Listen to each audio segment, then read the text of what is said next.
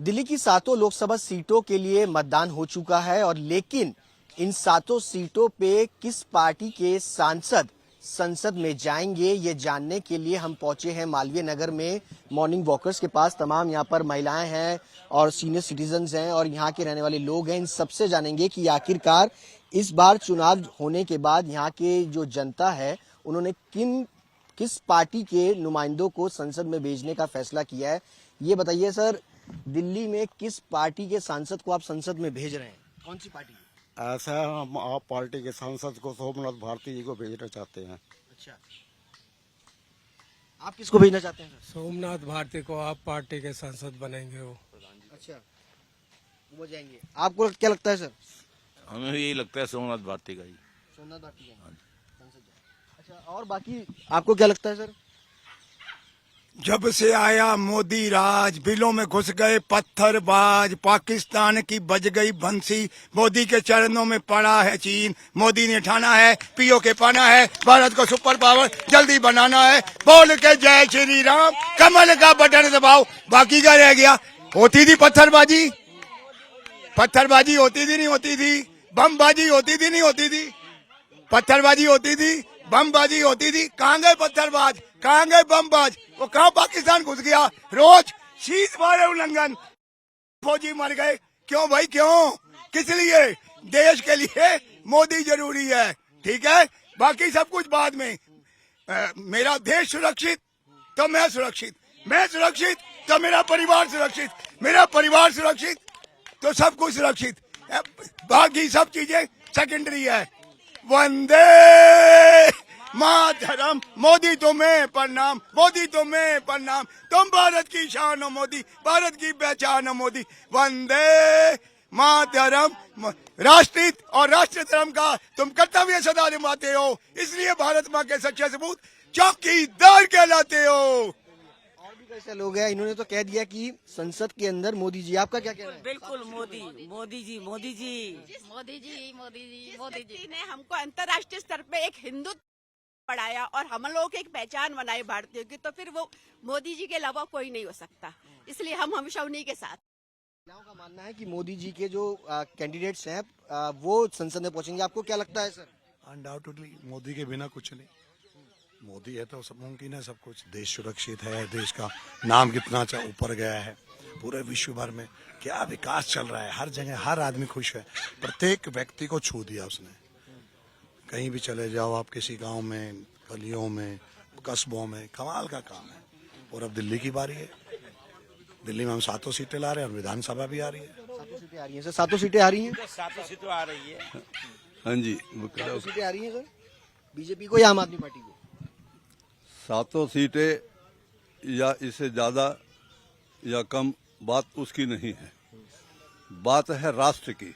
राष्ट्र को जो भी सुरक्षित रखना चाहे वो ही मतलब कि देशभक्त कहलाएगा। और जिन्होंने देश के लिए कुर्बानी दी है उनकी यादगार मैं आपको जो बताऊं, ये जो वृक्ष है पीपल के जिसे आप कह रहे हैं, मैं इसको भारतवर्ष मानता हूं। ये भारतवर्ष है और जितने पत्ते हैं इस पे 140 करोड़ की जनता है। ये जितने पत्ते हैं इस पे 140 करोड़ की जनता है। मैंने अपने विचारों से कुछ जो बनाया वो ये, इस वृक्ष के ऊपर 2 पक्षी बैठे हैं, जो कि दूध और पानी को अलग करने वाले हंस, वो जोड़ा बैठा है। और नीचे एक जो है देशद्रोही वो है। जा रहा था, देखा उसने पेड़ पे आग लगी है, तो ये कहने लगा, अरे पखेरू, अरे पखेरू, आग लगी इस पेड़ पे, जलने लगे हैं पात, उड़ क्यों नहीं जाते पंख तुम्हारे पास।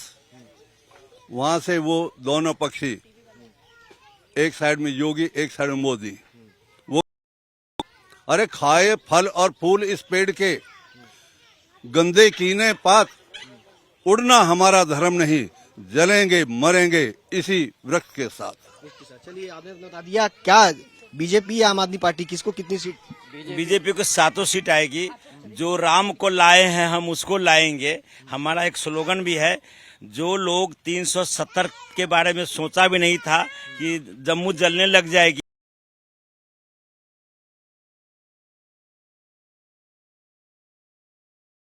इसमें रहे झोपड़पट्टी और इतनी भव्य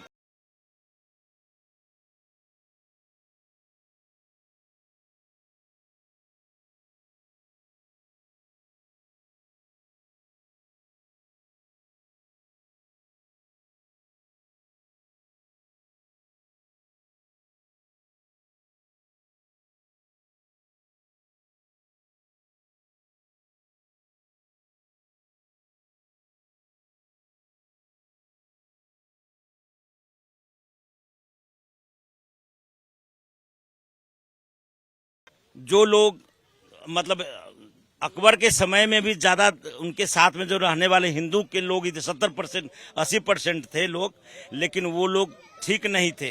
इसी कारण आज हम तक उस समय भी हम लोग गुलाम रहे, और यदि मोदी 10 साल तक नहीं आया होता तो आज भारत की दृष्टि से और बहुत चीज बदल गया होता। लगता है सर आपको सातों सीटें किसको? बिल्कुल बीजेपी। आपको क्या लगता है? बीजेपी को बीजेपी मोदी। आपको भी यही लगना चाहिए। मेरे हिसाब से आपका सवाल भी गलत है। हमारे कितने साल के बाद 10 साल पहले हिंदुओं की सरकार आई है हिंदुस्तान में, तो कोई और सवाल ही नहीं पैदा होता। कोई आए रहे चाहे वो कोई भी हो। और भी कैसे लोग हैं सर, आपका क्या मानना है? किसको कितनी सीट? देखो जी, मोदी आएगा, उसके बिना और कोई नहीं है। मोदी जी आ रहे हैं। यस। आपको क्या लगता है सर? ऐसा है, इलेक्शन डे से पहले तो यही था कि 5 सीटें बीजेपी की और 2 सीटें जो है गठबंधन की। कौन कौन सी 2 सीटें? 2 सीटें में एक तो सोमनाथ भारती की चल रही थी, एक सीट जो है आप ये मान लो कि कोई भी मिश्रा जी भी हो सकते हैं, जेपी अग्रवाल जी भी कोई भी हो सकता है, बट हम मालवीय नगर से हैं तो डे ऑफ इलेक्शन से पहले यही था कि सोमनाथ भारती जी ने हमारे क्षेत्र में बहुत काम किए हैं। 1 to 1 उनका हर एक के साथ जो है मिलना जुलना है, तो यही था कि भाई 2 सीटें जो है गठबंधन ले जाएगा। बट जिस दिन इलेक्शन डे था उस दिन माहौल देख के लगा कि बराबर की टक्कर है। अब बराबर की टक्कर में यही है कि भाई कुछ वोटों से इधर उधर हो सकता है। ठीक, कितनी लगती है सर सीटें? I think 7 seat I BJP में। 3 सीटें बीजेपी की, 7। 7 की 7 सीटें। हाँ, क्योंकि अभी जैसे इलेक्शन हुए हैं ना जिस दिन, उस दिन का मोल ये था कि 7 सीट बिहार है। 1 सीट का हो सकता है। कौन सी सीट है वो? चांदनी चौक वाली का। चांदनी चौक वाली सीट। बाकी लगता है 6 तो है ही है, 7वीं का। आपको क्या लगता है sir? 7-0 in favour of Modi. एक भी सीट इंडिया अलायंस को नहीं? नहीं, मेरे हिसाब से नहीं आएगी। आपको क्या लगता है सर? इस बार 4-3 का रेशियो रहेगा। 4 इंडिया गठबंधन लेके जाएगा, 3 बीजेपी निकालेगी। 4 सीटें कौन कौन सी? 4 आप ये लगा लो, ये मालवीय नगर की जो है, ये नई दिल्ली सीट जो है ये निकालेंगे। एक कन्हैया कुमार वाली सीट है, 2 सीटें चांदनी चौक की होगी, 1 सीट, और एक और सीट निकालेगी। कंपटीशन बहुत टफ है। आपका क्या मानना है सर? अब तो हमने ईवीएम में अपना मत कर दिया, अब हमें इंतजार करना पड़ेगा 4 तारीख के लिए। और जो भी जीतेगा हमारे दिल्ली के लिए अच्छा ही काम करेगा। आपको क्या लगता है सर, किसको कितनी सीटें? दिल्ली में या बाहर? दिल्ली में 7 सीटों पर। 7 सीटें बीजेपी। आपको क्या लगता है सर? 4 सीट बीजेपी की, 3 सीट गठबंधन। गठबंधन की कौन सी सीट? एक चांदनी चौक और एक कन्हैया कुमार वाली और एक हमारे मालवीय नगर। हाँ जी, हाँ जी। अच्छा सर, ये बताइए कि जो जीत का फैक्टर है वो क्या है? मोदी का फेस है, अरविंद केजरीवाल का फेस है, या लोकल जो लीडर हैं उनका फेस है? मोदी का फेस है। अच्छा, मोदी का फेस है। आपको क्या लगता है सर?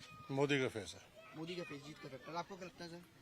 सर मैं तो कहूँगा राहुल गांधी का फेस है, कांग्रेस का फेस है, अलायंस का फेस है, मैं तो यही कहूँगा। अच्छा, आपको क्या लगता है सर? सर मोदी 100%। सारी 7 सीटें दिल्ली की मोदी। हाँ। और आपको क्या लगता है सर? आपको क्या लगता है मोदी का फेस? मोदी बस, नॉट बीजेपी। आपको क्या लगता है? मोदी के फेस की जरूरत नहीं है, डेवलपमेंट की जरूरत है, और वो हुआ है, काम हुआ है, लोगों को दिख रहा है। फेस तो बाद की बात है, फेस बाद में आएगा। पहले डेवलपमेंट आएगी, देश की शांति आएगी, देश की सुरक्षा आएगी। आप फेस मत पूछिए, आप ये पूछिए कि क्या कारण है, क्या काम हुए हैं, क्या ऐसी वजह है कि लोग जो हैं उनकी एक भाजपा की तरफ दीवानगी है। फेस तो है, आज है कल चला जाएगा, सबने आना है सबने जाना है, लेकिन आप काम देखिए कि काम कितना है। आपको क्या लगता है सर, जीत का फैक्टर क्या है? जीत का फैक्टर आप देखें तो अब स्टेट ये इलेक्शन है हमारे इंडिया का, ये स्टेट का इलेक्शन नहीं है, स्टेट में या एरिया वाइज इलेक्शन है। एरिया में हमारे जो यहाँ के कर रहे हैं काम वो अच्छा कर रहे हैं, लेकिन ये इंडिया की बात आती है तो वहाँ पे मोदी चाहिए, जो कि हमारे को पूरे वर्ल्ड के अंदर उसने हमारे को एक पोजीशन दी है।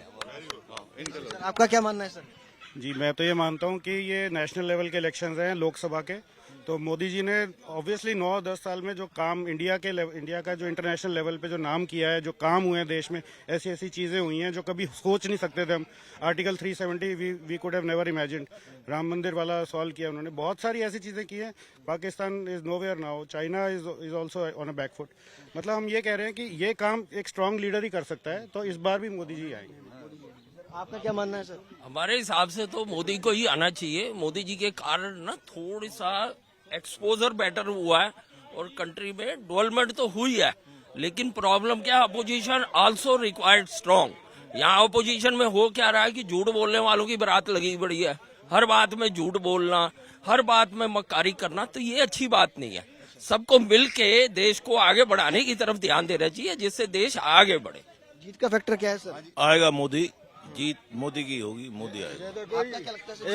एक आदमी पागल हो गया, देखो 400 करके ना, ये देखो एक वीडियो देखो, वीडियो पूरी देखो वीडियो। जीत का फैक्टर क्या है? मोदी का फेस या केजरीवाल का फेस या राहुल गांधी का फेस? ऐसा केजरीवाल का फेस जीतेगा, क्योंकि सोमनाथ क्या मानना है सर? हमारा यही बराबर की टक्कर है। बाकी एक सीटें कितनी सीटें? 4-3 या 3-4 होगी। 3 सीटें कौन कौन सी? ये भारती जी ये तो जीत रहे हैं जी, ठीक है जी। एक कन्हैया का है, अग्रवाल जी हमारे कांग्रेस वाले, वो भी जीत जाएंगे उम्मीद है। और मिश्रा चौथा ये फैक्टर है। और दूसरा कहते हैं कि मोदी है तो देश है, देश है तो मोदी है, और देश है तो सब है। देश के आगे कुछ नहीं है, न मोदी है न कोई है, हम भी कुछ नहीं है। देश है तो मोदी है, ये। और सुनो, राम को कोई नहीं ला सकता, राम सबको लाएगा, राम सबको लेके आएंगे। ये जो फैक्टर बनाया कि मोदी जी राम को लेके आए, ये गलत है। राम सबको ले गए, दुनिया में सबको लेकर राम आए हैं यहाँ पर। और ये मंदिर लिखा था मोदी जी ने। एक मिनट यार, एक मिनट गाल, ये मोदी, ये ऐसा है, ये बात मैं कर लूं।